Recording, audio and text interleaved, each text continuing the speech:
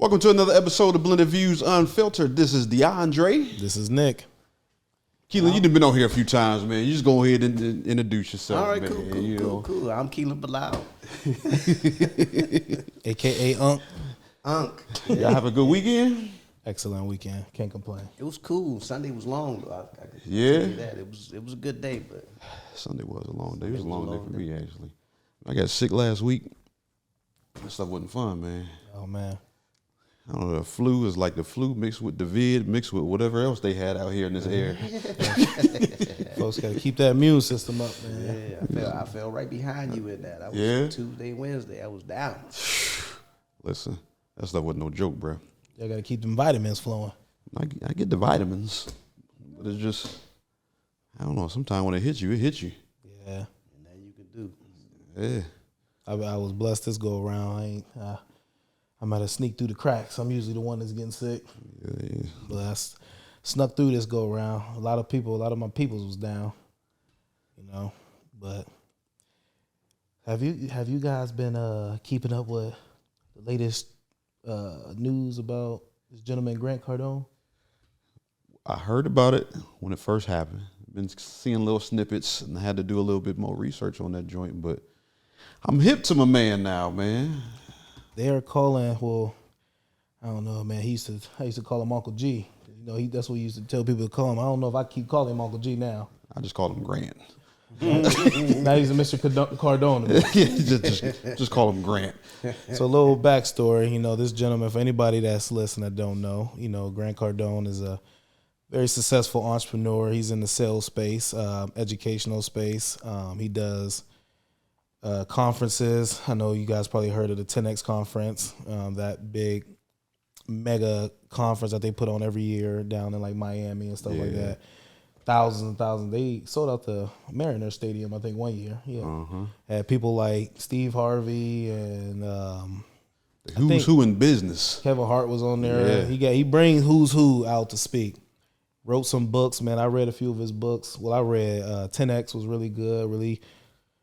Good in the business world. He got a book called Sell or Be Sold. I read. He great. Entrepreneur. But he's kind of trending now in the black space for a little bit of his comments.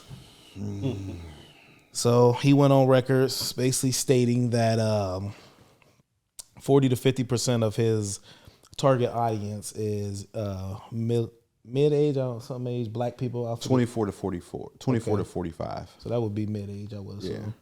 Yeah.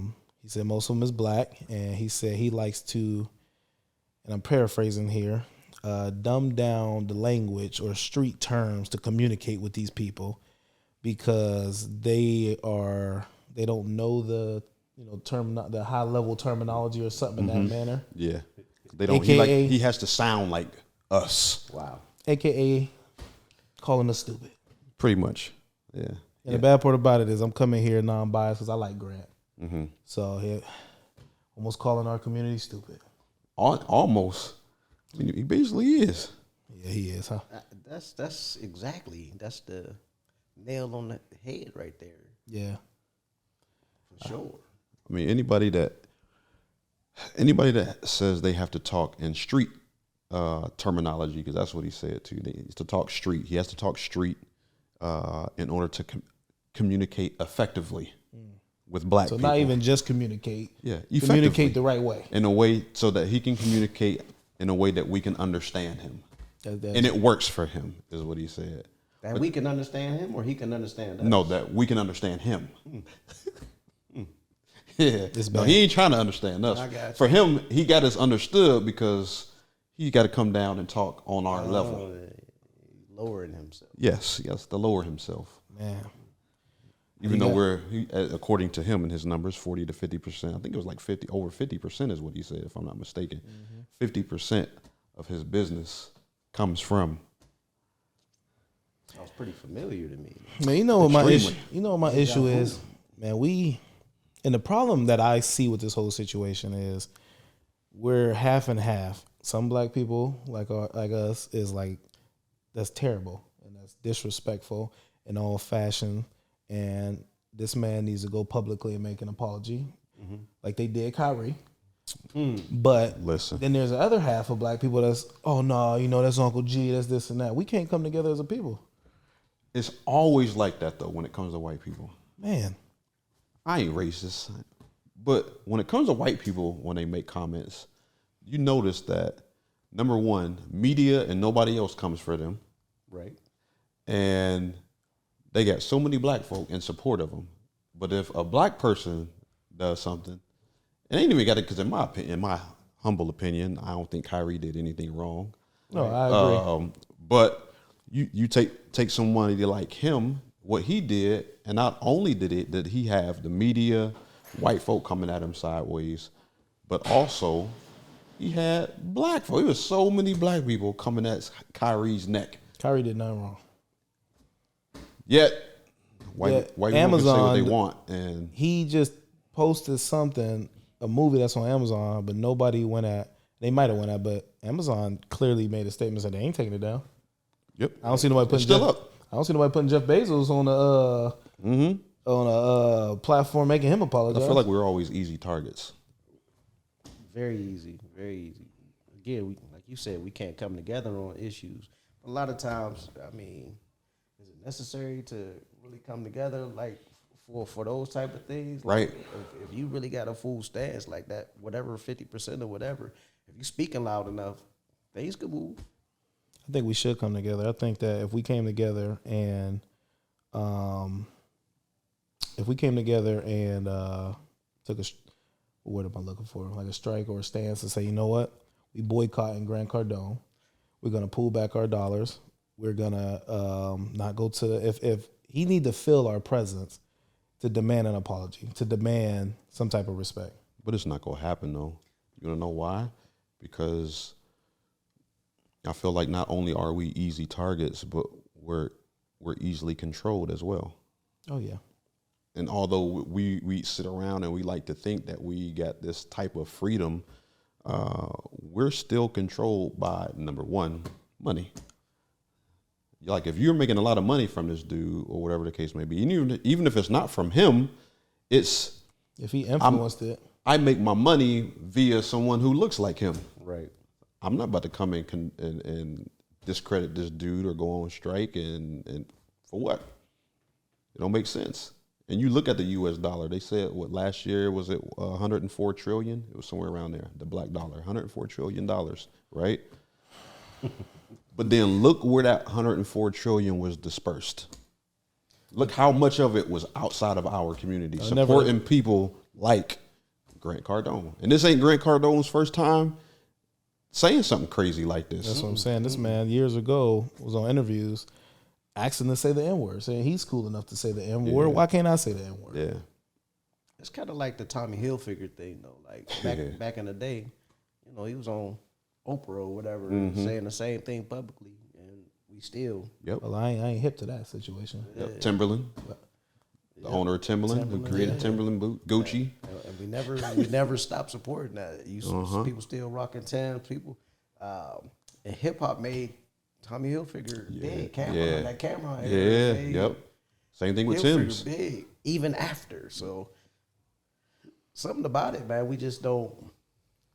I don't think we really think about some of the things that we support. It's just like we got money, so we gonna spend it on whatever we like.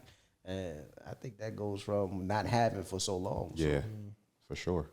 Yeah, I feel like I got in a debate with my man a couple of weeks ago. It was actually the day of the Super Bowl, and we was arguing about like reparations and stuff like that. And my stance on, I feel like we don't, the black dollar. I feel like I ain't turning down no money. Let me first say that. We get reparations, I'll take the axe.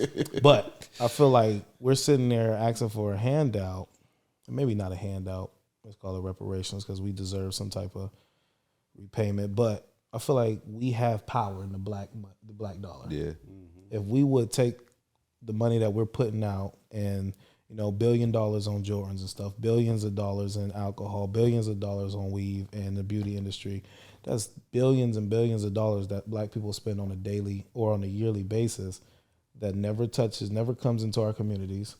Never, we don't have a black-owned bank. We don't have a black-owned hospital. We don't have, let me not say we don't have, but there's not many in predominantly black areas. We don't have anything to our name. It's like, but we sitting there crying about reparations. While the same person is crying about, like you just said, wearing $300 Jordan tennis shoes, $1,000 Gucci shirt, and all this different stuff. It's like, man, when do we realize that we need to come together? We don't understand investing. No. That's the first part of it. When you understand investments and investing, those things that you spend frivolously on, well, you'll stop that and stop being a hindrance to what you are. But you got to understand that investment and investing first. Yeah, I don't think people put enough investment on themselves. No. Yeah, man. I think where we place value at too, like as a whole, black people, like I think where we place value as a whole allows people outside of our culture to continue to view us the way that they do. Like I think there's a lot more of us who are have advanced past the nonsense, and a lot of us kind of do fly up under the radar purposely, right? But like, so those who are put still like out front still look the same, sound the same, giving off the same message, which is why our young men still want to be rappers, ball players, versus lawyers, doctors, you know what I mean? And how media portrays us, you know what I mean? The music that's out there portrays us a certain kind of way, but they're not looking. I don't care what nobody said. Like there are there's a lot of black people who know how to talk very articulate, very smart, very well mannered. I'd like to believe that there's more of us who are like that than there is out here with the broken English, talking crazy. That's just what's portrayed about us. I mean, I see the broken language thing. I always have problems when people think that it's just from us. Like, that's from slavery. Yes. And it wasn't us in slavery. Right. Like, you listen to watch some of those old TV shows and listen to how they were speaking. It still happens in the South now. Like, honestly, when I go to New Orleans, if you make a phone call, you can't tell who's black or who's white because it all sounds the same.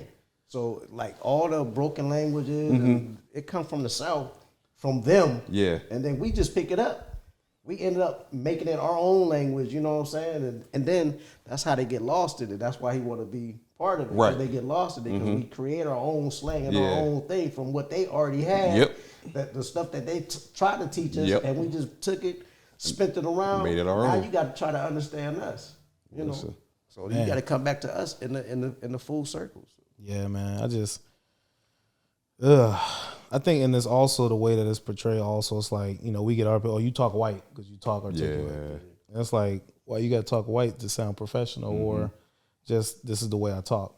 I read a little bit more, and I talk the way what I read and stuff like that, and I might come off as a little bit more articulate. But our people saying, "Oh, you sound white," that's the white voice. Yeah, that stuff like that is annoying, man. It is. It is. Just because you want to carry yourself a certain kind of way. Anybody out there, if they tell you talk white, just brush it off. Because you look at it like this: when you go into in a professional environment, I don't care if you're in front of white folk, black folk, Chinese folk. Like, you should take pride in yourself and how you carry yourself, how you sound, how you want to come across. Because I tell you what, being black already, we're at a disadvantage. Absolutely, they go look at you a certain kind of way, and then number two, the darker you are, actually, the more intimidated people are. Outside of our culture, 100%. even in our culture too. So like, I know when I first got into business and going to like mixers and all that stuff, like they automatically look big black guy, right? But then I open my mouth and start talking. It's like, and you could see the facial expressions, like, right, things change. I keep talking, but I'm peeping game, like man, that's wild. That, but I got the preconceived notion that all right, here come this whatever, and I got tattoos, so it's just like all right, and then you talk, it's like, you really know what you're talking about. Bro, I used to work at a pawn shop. You know how many times people told me, "Oh, you're not the average black." What does that mean? What are you talking about? I'm not the average black. You're not like the others. What do you mean? Yeah. Like what? There's plenty of us out here. Others? What are you talking about? You're one of the best ones out there. Yeah. What are you talking about? Like The you people, the others. It's kind of just like, come on, man. You know how many times my wife came home? She was in her master's program, and she was maybe one or two of 20, 30 black people in this program, and she used to tell me all the time how upset she got home. You're not really black. You know, you say stuff like, oh, you're white, but you're a little tan. And she's like, what the heck do that mean? Like, just because y'all y'all put this notion about us and y'all already look at us in a certain way that when you find somebody that actually carries herself, we're proud about who they are, now I'm trying to be something different. Yeah. Right. That stuff is wild to me. And all the stereotypes are crazy. It was. But I can't stand the stereotype, man. It was just. I had somebody tell me. I ain't even gonna say who it was, but I had somebody who was talking to me. It was like they were talking to somebody else. They were white, and it was an older lady, and she said, "You know, DeAndre, like he's a great father, you know, and he's in his kids' lives, and he's doing a good thing, and you know, and you don't see that often, you know." And it's like, well, not because he's black. It's not. I'm just saying, like, you know, because there's plenty. Instantly went down this rabbit hole trying to not come across like, oh, I'm not saying this because he's a black father. I'm saying it because there's even white people who don't have their fathers. You know, like you know what I'm trying to say, and they're like, no, I don't actually. Right. I mean, you were cool until you started defending yourself because you instantly went down this. But that stereotype that black fathers aren't really there is another media-driven thing because if you look at statistics show that the average family, black family, or let's say the average black father, when you're talking about fathers, there's more children that have their fathers in their lives in the black culture than in the white culture. Oh, wow. And that's statistics speaking. That's the same thing with welfare, right? There's more white people on welfare than there are black people on welfare. Harder for them. Yes. But we get all of those stereotypes placed on us. Honestly, I'll be honest with you. I didn't know that. Yeah, man.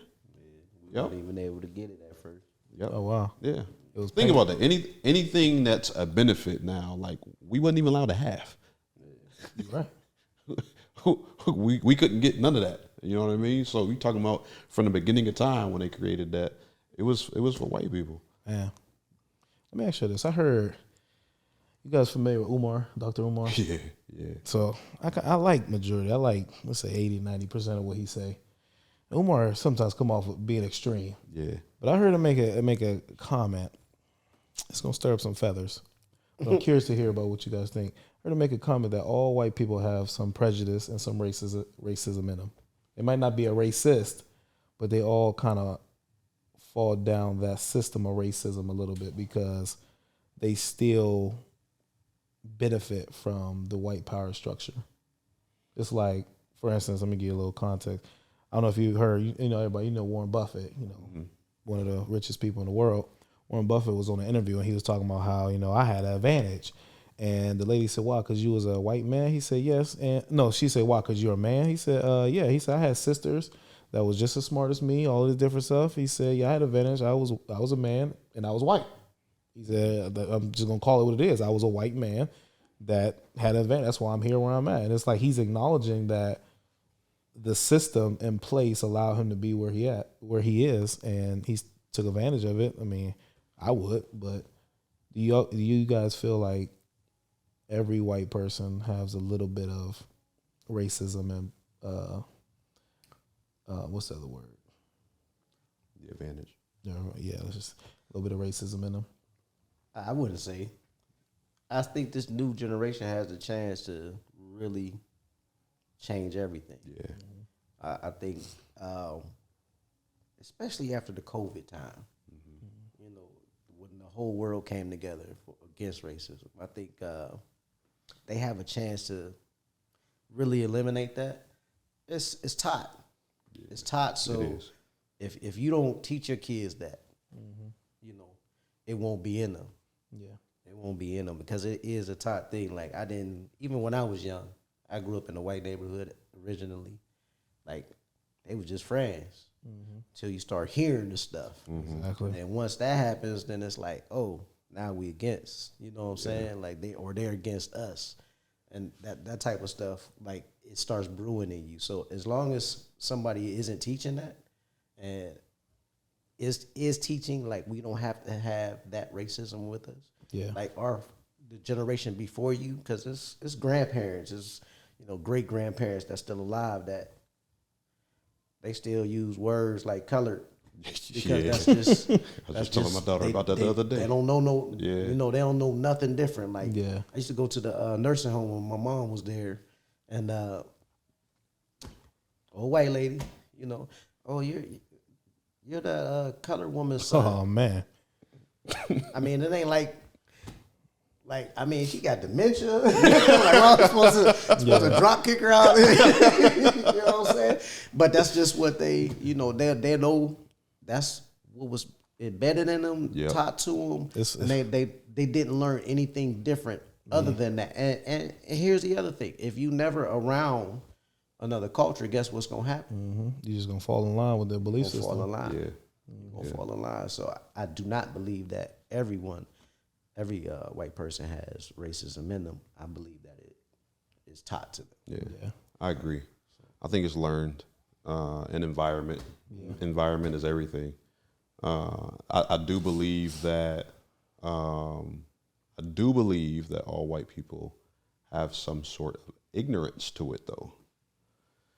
Good now. Yeah, I think they all have some sort of ignorance to it. A lot of them like to believe that it doesn't exist, or that some of the things that they say is not offensive. Yeah. Right. When it really is. Right. But I don't believe that all of them are racist, though. I tell you what do drive me crazy. It's funny that you said that.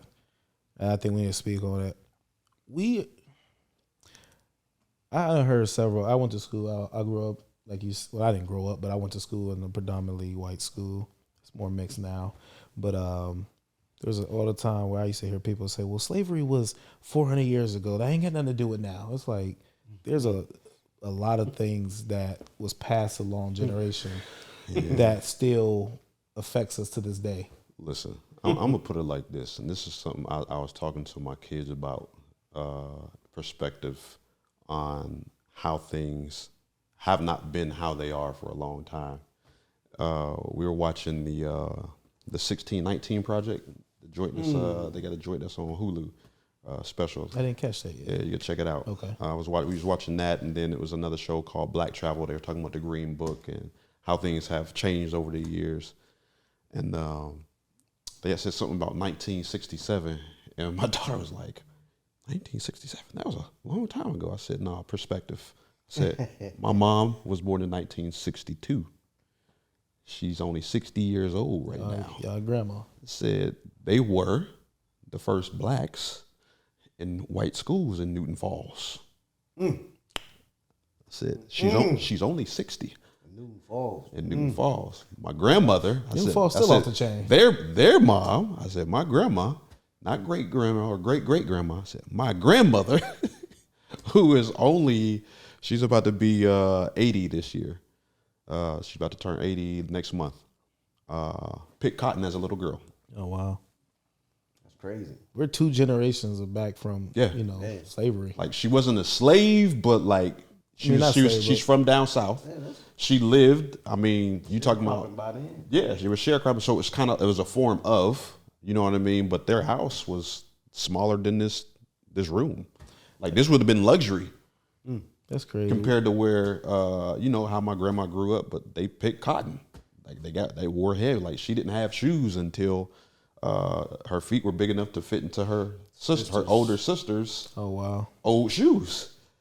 Hand me down. Yeah, so we're not far from that. We are not far. So when they say, 400 years, like we're not far removed from the craziness that took place. And all it did was just, you may not have whips and all that. It shifted. It just changed a little bit. So it's not the whip anymore. It seems like each generation, it's there's things that still hang on in language that we don't really pay attention Yeah. to that, was from then. Like, when you say you want to go kick it with your boys, what do you normally say? Kick it with the homies? Or you want to go hang out? You want to go hang out? Oh, yeah. Think about that. Yeah. Or picnics and all of the terminology. Picnics or you ever heard somebody say, oh, he's high strung? Yeah. Meaning like energetic and stuff like that. You know what high strung was? Nah, he was hung. Yep. And so when you hanging and you choking, High making energy. all kind of moves. That's all of those old type of terms and stuff like that. And we use it not even thinking about it. Don't even think about it Yep. until you start making sense of it. Like, And think about that when you're in certain environments too, and they make reference to that. They know exactly. They know exactly what it is. Yeah, so all the names and like you said, terminology that they it's crazy. Speaking of terminology, man, one of the things I did want to talk about, man, back to the Grant thing, is the N word, man. I think that, man, we really should start being aware of what we're doing. I feel like we're the only race, the only culture that uses terminology that was created to belittle and disrespect our people. Like, you never hear white people running around saying, "What's up, my hunky? What's up, my Spanish? What's up, my spick?" Like, you don't hear people in excuse my language, but you don't hear any other race walk around and communicate with derogatory language. It's like, why do we do that? And then with the same fate, we do that, then we're enraged when white people want to do it. Mm-hmm. It throws me off a little bit. And I'm not saying I don't use the word. I slip up, but I'm working on at least acknowledging, like, okay, you know what? Let's try to hold ourselves to a higher standard, at least, value who we are. Because, like you just said, we're two generations where our grandparents this word was used to break us. Yeah. I think that, I'm an avid user of the word. We all are. I mean, like I said, we're not perfect. It is something that I do be catching myself sometimes. I be like, all right, bro, like, you're probably saying it a little bit too excessive. It's just out of habit. And I do, because I'll be telling my kids, don't be going around saying that. You know what I mean? But I do have a habit. I know it's a double standard. But I will say this, though. I think we all. I'll say this.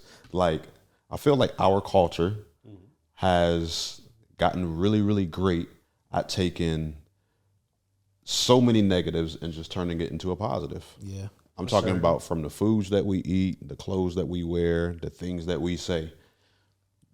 Anything that they've used against us, everything that they've used to belittle us, everything that we have literally found a way to cultivate it into a positive thing that was cool amongst us. Sir. Like chitlins. Yes, like chitlins. I mean, bro, this has turned into whether it's good for us or not, it's something that we've turned a staple into the black community. Like, we've turned it into a positive. Like, if we follow the history of it, and this ain't an excuse. Like, we should keep using it. I'm just saying, like, this is that could potentially be. The argument is just like, well, yes, we look at them because it's like, no, you can't say that because you tried beating me down and making me feel bad about myself, and you try, like, we turn this into something great. Yeah, right. No matter what it, like, we turn this into what it is now, into a positive. So nah, you can't use it because you coming in and using it and getting a pass that you want. We're basically giving you a pass to show who you really are. Yeah. The problem is multiple cultures using it. Yeah. That had that same derogatory feeling towards us. Yep. That demeaning nature. And this if one culture continues, we continue that, and that other culture continues, and we allow it, and then it just goes into the other one. It'll be here forever. Yeah. And we'll become numb to it. Like, I'm not numb to it. Mm-hmm. I'm numb to the feeling of what it brings. Yeah. Because, like, if that's the last thing that you could say to me that you think you could hurt me with, right? That's hilarious to me because you still doing that. Yeah. Like, it's a whole lot of other stuff. That's what they do to Chuck. Like that's your last thing. Right. Like, I must have made it somewhere and that's your last thing. So it's funny to me when they do that. But at the same time, us using it, like, I'm in the barbershop. You know, I own the barbershop, so it stings me every time. You can hear it across the room. There's kids in there. Could be white people. Could be Puerto Ricans. You know, other cultures. It's just multiple cultures in there all the time, and that type of language, like, it hurts everybody's ears. Yeah. It every time it's said, like, you could just see it in faces, an eyebrow raised. Yeah. And it's like, so everybody knows that it's wrong, but can't stop knowing it. You know, so it's something to it. It don't matter if it's a term of endearment at first. Right. There's a point where it'd be like, man, this. Yeah. You know what I'm saying? Yep. So it ain't like there's never a time where it's like I'm saying it to hurt you, even between us. You know what I mean? So if you can continue to use that against your own culture in a negative form, there's no way it could be positive. Yeah. No way. Yeah. In my opinion. Yeah. And I feel like the biggest thing what's wrong with our culture is that we don't come together. Like we just said, like, we can't, man, kingdom divided can't stand. And you go back to slavery times and you think about it, how did white people, maybe a couple hundred people, enslave a whole continent? It's because the first thing that, they have to do is divide these people up amongst each other so that I can, take this people. And it's still, that mindset is still traveled into today because there's so many, there's the, we joke about it now, but there's the light-skinned brother versus the dark-skinned brother. There's the educated brother versus the street brother. There's this, and there's the light-skinned sister versus the dark-skinned, the natural versus the permanent, and all this different stuff. And we all are the same people that we need to come together. Like we all are, excuse me, we all are, we all come from the same stock, the same family. Like we all, there's no other culture that do that. You don't see white people talking about, you the tan white person, you the darker white person. It don't happen. Like Italians, you don't see none of this stuff in any other culture. Actually, Italians, they. No. That might be the only other, but there ain't as many as us. You know what I'm saying? We ain't broken up as, and it's like. Might be the only other. But it ain't Italian to Italian, it's Italian to Sicilian. Yeah. And stuff like that. But it's like you go back to slavery times, you had the house Negro and the field Negro, and it was divided amongst, they hated each other. And if we would have looked at each other like, listen, if y'all in the house could overthrow the house and we go, like, we can do this together. But they was already mentally divided that we could never stand. And I think that has traveled to today where it's like, everything we talking about is still going to be a brother. I'm going to wear my Timbs. Yeah. I'm going to go get this Gucci. I'm going to spend all my money on this jewelry. I want to look good. It's going to be a sister. And, I'm not knocking nobody what y'all do, but if we could come together, we could start actually making some progress. But then, like, back to the N-word, I done seen, brothers hanging out with, some white brothers and the white brothers saying the N-word. And it was like, come on now, man. At least have some type of pride about yourself, man. It's like, where do we go? I think that, we got to figure out a way that we can come together. We've been culturally lost for a long time, though, so yeah, that's tough for us to do. Yeah, I think one of the greatest things that was taught to us that they didn't have to reteach was the vision. Right. It was powerful on that one, wasn't it? Yeah. They never had to come back and reteach it. Once it was implemented, it's been here ever since. What's wrong with that? I don't care where we go in this country, you always hear amongst our culture that it's hard for us to get together. It's hard for us to come together.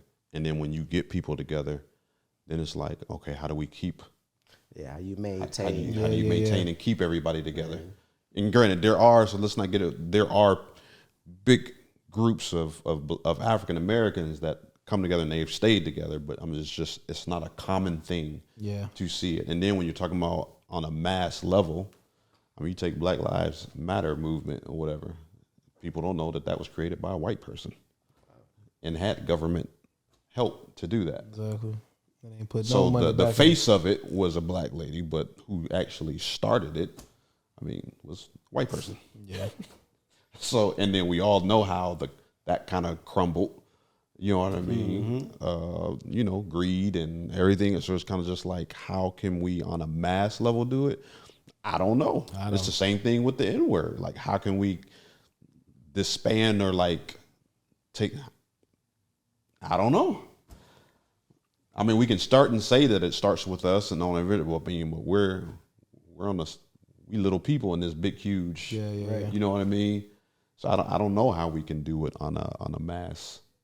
I think just bringing awareness, man, doing what we're doing now, having conversations, just bringing awareness out to like, listen, man, I know people say it, like I said, and you know, it's just like you just said, being aware that like, you know what, where I'm not doing any justice to our people, or if I'm not part of the solution, then I'm part of the problem. Like just start there, you know, of what can I do that can push the culture or at least pushes in the right direction, I guess. I like Method Man did something. He said from now on he ain't gonna cuss in his rhymes. I don't know if he pushed the N-word thing back though. I would like to see if he done that. Like I might have to go listen to some new stuff. Yeah. The one track he had out, I was like, I can respect that. You know, when you got a high level performer like that, an entertainer like that, people listen. Yeah. Like if you can get more entertainers because that's where we get it from. Everything comes, is involved with entertainment. Like our fashion, like we see something, boom. Well, that's the problem. I think that's a part of the problem, if you ask me, is that they control the entertainment and what we see. And they know that, you look at mass media and the news and stuff like that, man, that's a company in itself for manipulation and the way that they control people, depending on what they put out. Well, it's about how you can control things too, right? So a lot of times we talk about you can only control what you can't control. And if you don't give in to mass media, you talk about entertainers, one of my favorite rappers is Toby the Wigway. Monster, right? Not only is that how you properly pronounce his last name? Wigway.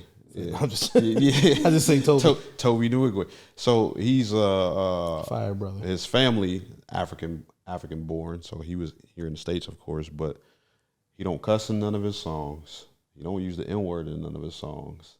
Positive message in there, still gets the same message across. Fire music, the beats, I mean everything. Yeah. My man's blowing up like crazy now, but they did everything independent. No record, and even once he started blowing up and they started coming with deals, he turned all of it down so that he continued doing his own thing. And he still ended up on big stages and in big places by doing it. A lot of people want to go ahead and contribute to the machine that's already going because it'll get them there faster. Yeah. But we talk about all the time, if you want something to last forever, it takes time and work, right? And so he's been putting in the work, the time, the energy, his own money, you know what I mean? And then that brought forth a movement. So his whole camp, they all been together since day one. And they grew together, and just more people, that energy that they put out attracted more people like them. And look where they at now. Yeah. That's man, I feel like people like Toby is not pushed enough. We might push these stupid rappers, man. But he's pushing himself, though. Yeah. He's pretty much leaving it, like, y'all ain't got no excuse but to play my music. My man, but the new Transformers is coming out. He in the new Transformers that's coming out this summer. So it's gotten to a point where it's just like his message, what he stands for has gotten so big that they can't ignore it. That's who we And then if we want you, like, hey, we want you, but it's like, yeah, but you gonna have me on your terms. On his terms. It takes us to listen more though. Like that's what I'm saying. We need to be listening and sharing and stuff, and get on the internet seeing stupid stuff like Tommy Lee getting knocked out or something like that. We seeing this nonsense being pushed, but not Toby and Fats, and we need to. That's what need to be seen more. Yeah, even that's a positive thing. So married married man, kids. They take care of his kids. He there, man, and they doing it. But we need to, like you said, we need to push that message more, not this, reality TV false bullcrap that is not realistic, man. It ain't that's not. I feel nobody's desiring to be Krishan Rock, bro. Looking silly as heck. Let's put that out teeth there. And whatnot. These people be man. The reality star that's good and terrible. Good and terrible. You ever heard of what's the dude name? I don't even. Man, we sound old now. Blueface or something like that. Blueface. Yeah. I've never heard his music, but he's a rapper. I never have neither. Him and his chick. It's probably anybody out here that say that they've been in toxic relationships. You ain't never been in one unless you've been in one like that. Man, bro. I'm talking toxic. It is. He didn't knock her tooth out, and she always beating him up. Toxic like Tory Lanez though. Worse. I mean, he did shoot old girl pinky toe. Yeah. But he done hit her with the Harlem Nights. but this right here is just like this Bro, is that everyday constant abuse. Like, bro, and they got to for be this drunk and high to nonsense. be around each other, and they just do it all day. It's just all bad. But they got so many people tuned in. You got little kids that talk about this stupid nonsense. That's entertainment. Man, That's what we've come to. bro, it's crazy. Our culture, like the stuff that we, and then that's what we relate. That's what we relate relationship to. Yeah. Some of us grew up with that in the household. Yeah, that's true. And are traumatized by that. That's what they don't understand what they doing. Like, there's a lot of people that's watching that every day. They be like, that was my mom and pop. Yep. It's hurting them more than they think. It's entertainment to them, having fun. That's the type of stuff they end up killing each other. Mm-hmm. And we laugh and watch it every day, but who is sending a psychologist to their house? You know what I mean? And ain't a whole lot we can do. They got to solve it on their own a lot of times, but at the same time, you got to send somebody out there. That's mental health. Yeah, I think we just need to push. If we could push other proper ways to become successful early, right? Because I mean, I speak for myself. Like I knew I always wanted to be successful, and I knew of different ways, but I never knew like the path to get there. And sometimes the path to getting there is just going out and just doing something. You know what I mean? But it was always, of course, we like just go to school, do this, like, but that's not always everyone's path. Mm-hmm. So I think at an early age, like in the black culture, is usually playing ball, or rapping is like, this is how I can do it, or drugs. You know what I mean? This is my quick way to get money and get success. You know what I mean? Like I told the story about how, one of my buddies, white guy, coming out of high school, he's gonna get a spot together. He knew about credit already. I didn't. I had no clue. You know what I mean? So like they're taught success, and this ain't no knock. Like, cause what I do hate, I ain't gonna front about. I do hate when people be like, man, it's just the man trying to hold me back, or the white man is like, I don't buy into that. Like, cause we don't live in those times anymore. We're gonna need another episode because the information is out there for us to get out. So that, it's not excuse. I can't get with that now. No more, man. Yeah, that I can't get with because it's out there. I won't look at a white man, white woman, and say, oh, because you were in this household and you got it. Well, their parents did right by them by teaching them. When it comes to that, we're not taught that on our homes. Right. So if we begin to just think about how many households would benefit, how many kids would benefit younger learning about this information, so that they can come out and then know there's different avenues to get to success. Whether they want to take 1, 2, or 10 different roads to get there, there's multiple ways to get there. But it's not pushed enough in our culture. So all they know is I got to make it on the field, on the court, behind the mic, or selling drugs. You know what I mean? Mm-hmm. A couple of things that what you said. Number one was crucial, but number one, I think that our lives has to be like relay races. We have to pass the baton with everything that we know and every knowledge, everything that we gain, and our child should have to go forward. They shouldn't have to deal with the stuff. If I'm still dealing with the stuff that my dad dealt with, and he didn't teach me another path to go around, now you might have failed me in a sense. I think we're so caught up to, I want to give my kids everything that I never had. Well, won't you just teach them things that you didn't know? Yeah. And so with that being said, my mom always used to tell us like her ceiling should be our floor, in which where she stop and leave off, we should take all of that information, everything that she didn't know, and run with it. My grandfather wanted my mom and them, to go to college. He didn't want them to work in steel mills and stuff like that because he knew the danger. He said, I want you to just finish high school. Just finish high school. Then my mom's to us like, y'all, finish high school, but just go to college. Fortunately, I didn't finish school, and, I took a different path, but everything I know I should be passing on. Like my ceiling should be my son's and my daughter's floors. Yeah.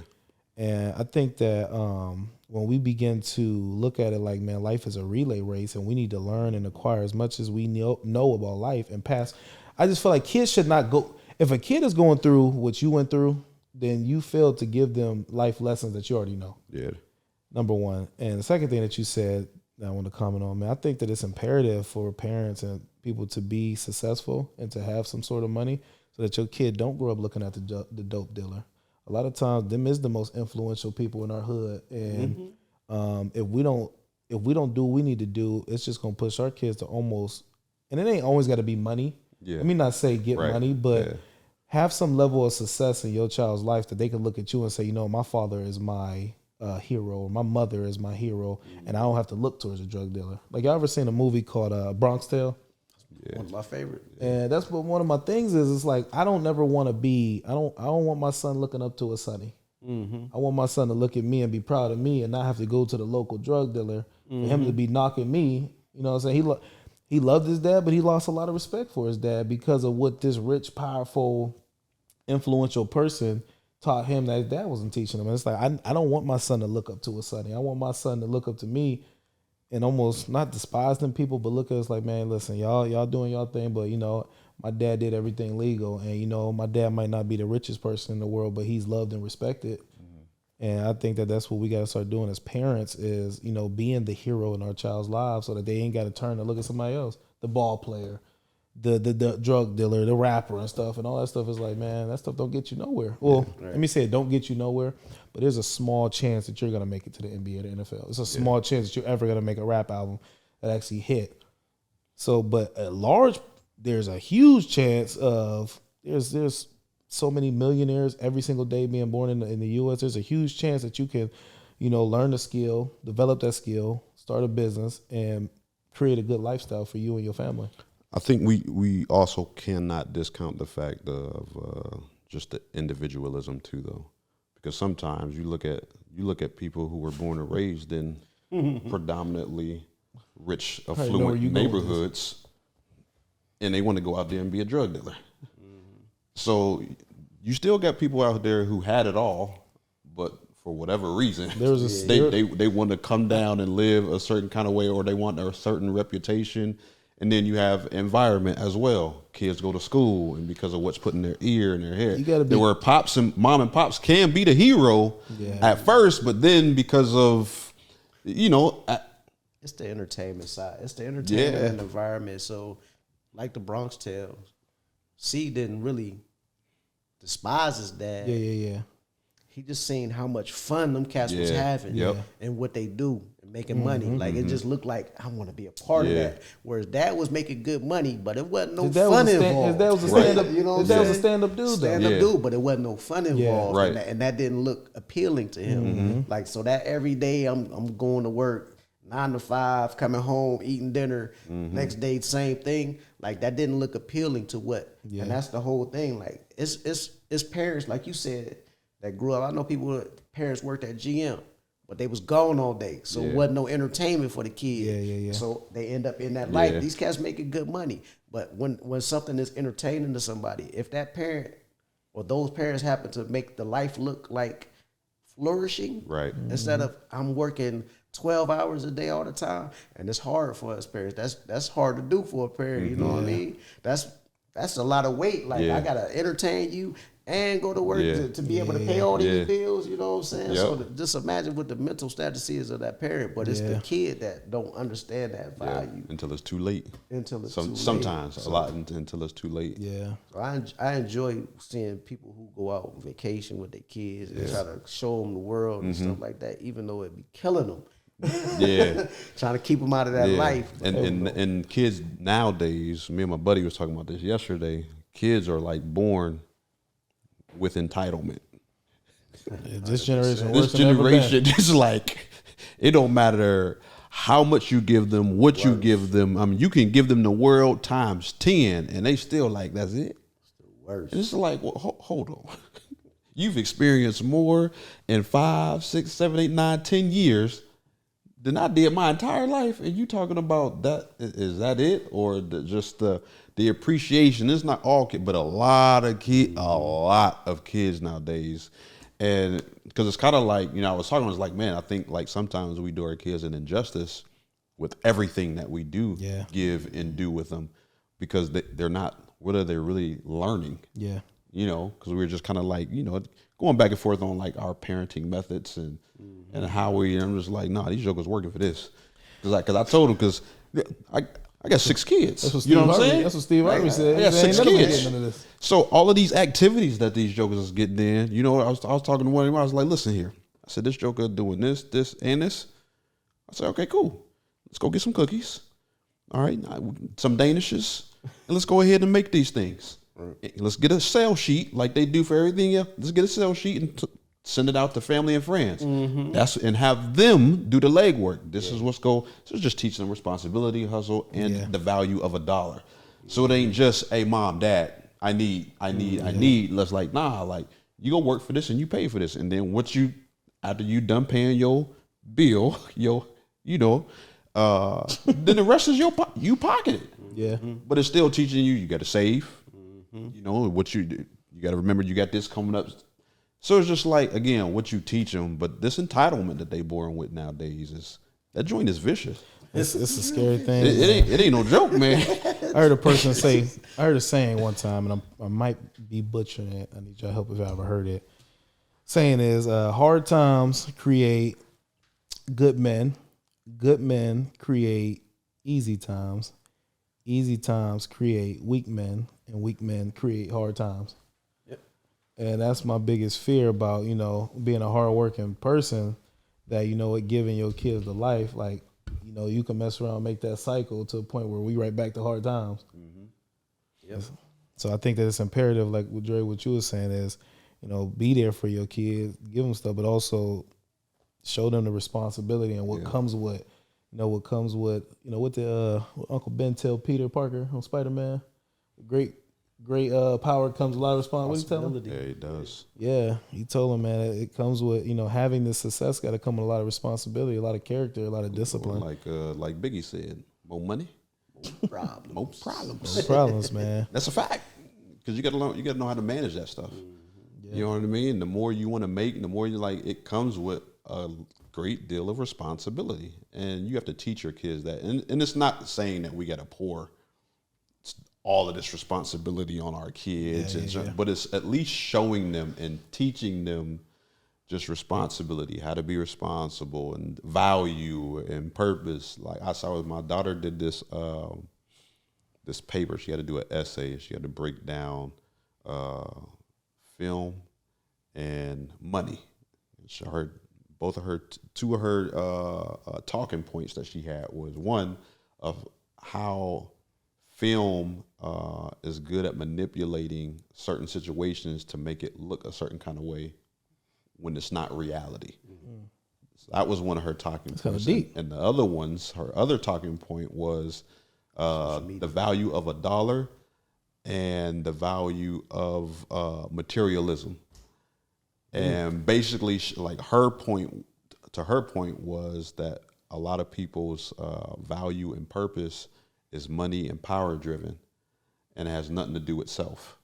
It was a proud moment because I'm thinking, all right, she's 17 years old, so she's listening to something that I be talking about. Right. But at 17 years old, she already sees like how the world is working, what they're doing, and how they go about doing certain things. So it's just like, all right, cool, you got it.